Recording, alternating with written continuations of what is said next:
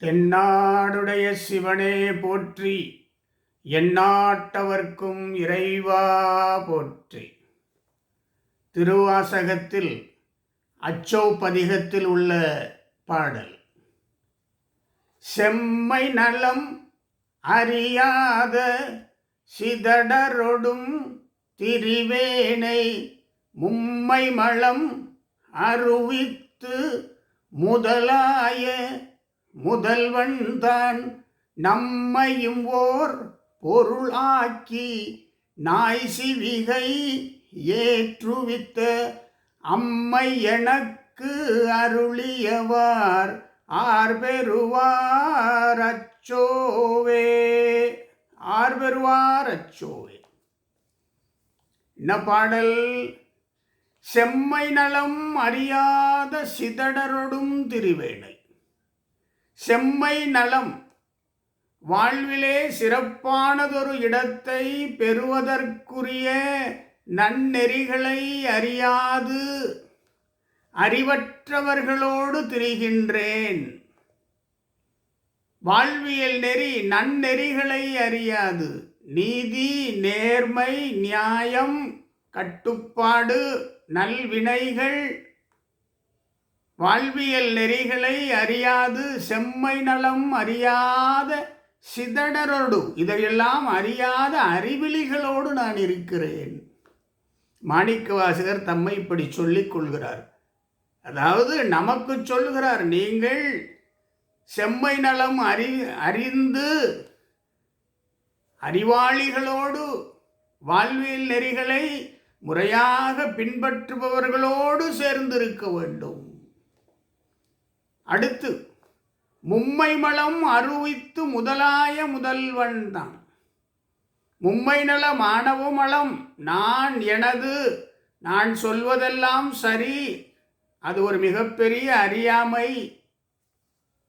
கண்மம், நல்வினை, தீவினை, அந்த வினைகளுடைய பயன் துய்த்தல்.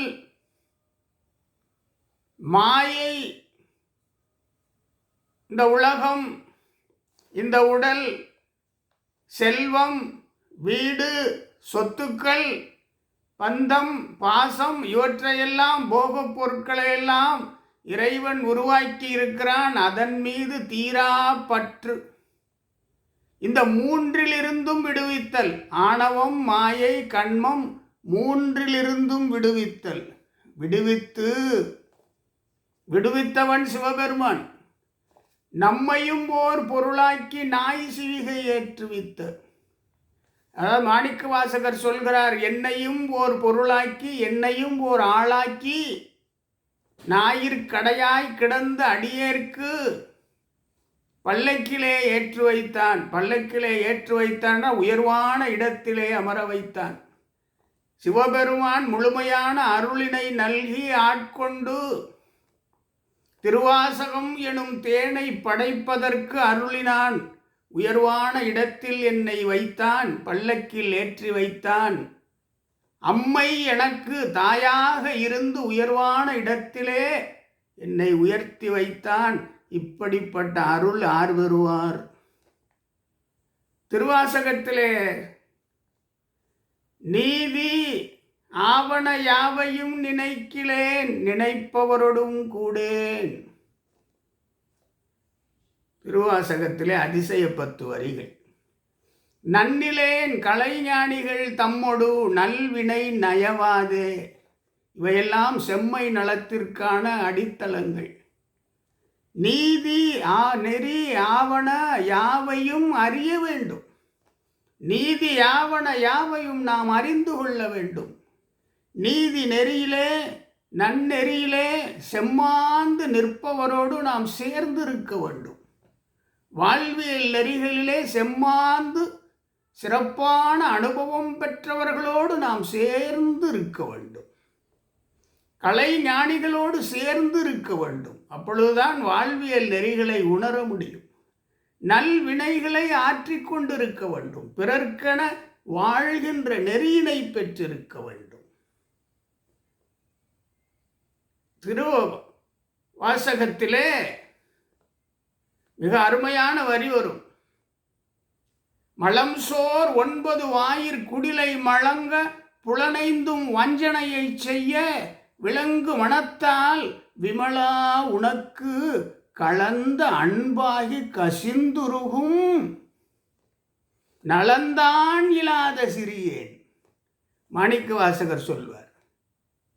ஆக மலம் சோர் 9 வாயிற் குடிலை மழங்க புலனைந்தும் வஞ்சனையை செய்வது போல் இருக்கக்கூடாது. செம்மை நெறி, வாழ்வியல் நெறி. புலன்கள் நம்மை மயக்கக்கூடாது. புலன்கள் நம்முடைய ஆணையிலே இருக்க வேண்டும். அந்த ஆணையிலே இருக்கிற பொழுது செம்மை நலம் நமக்கு கிட்டும்.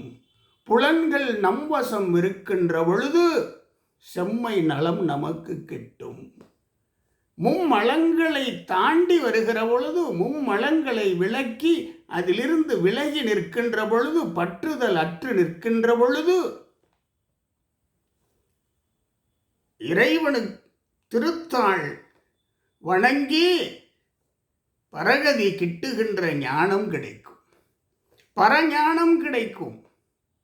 அதுதான் செம்மை நலம் அறியாத சிதடருடன் திருவேனை மும்மை மலம் அறிவித்து முதலாய முதல்வன்தான். அப்பொழுதுதான் நம்மை ஒரு பொருளாக்குவார். உயர்வான இடத்திலே இறைவன் நம்மை அமர வைப்பார். சிவபெருமான் நம்மை அமர வைப்பார். அம்மை எனக்கு அருளியவாறு தாயாக இருந்து அனைத்து அருளினையும் இறைவன் செய்வார். இதுதான் இந்த பாடலில் உள்ள உட்பொருள். வாழ்வியல் நெறிகளை அறிந்திருக்க வேண்டும், அறிந்தவர்களோடு சேர்ந்திருக்க வேண்டும், மும்மலங்களில் இருந்து விலகி இருக்க வேண்டும். அப்படி இருந்தால் உயர்வான இடத்திற்கு நம்மை இறைவன் உயர்த்தி வைப்பார். தாயாக இருந்து நம்மை என்றுமே காப்பார். ஓம் நமச்சிவாய. தென்னாடுடைய சிவனே போற்றி, நாட்டவர்க்கும் இறைவா போற்றி.